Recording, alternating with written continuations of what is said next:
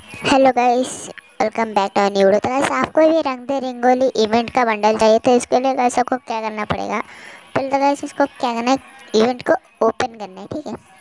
तो ओपन करने के बाद मैं आपको सब कुछ डिटेल में बताऊंगा।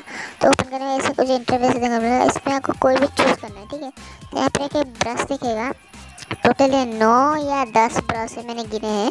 और गाइस इसमें आपको क्या करना है कि आपको एक एक ब्रश से कलर देना है, ठीक है।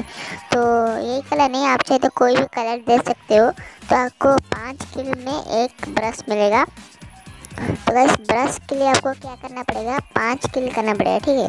तो 5 किल आप तो कर नहीं सकते, तो गाइस इतने में क्लास 1 में नहीं होगा कि क्लास 1। तो गाइस आपका एक नया मोड आया है लोन उल्फ। तो गाइस ये आपको 10 या 11 वाल खेल देना है, 5 किल के लिए बुया कर देना है।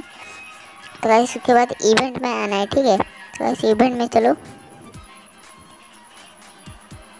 तो गाइस इवेंट में जाने के बाद तो गाइस आपको यहाँ पर अच्छा सा कलर देना है।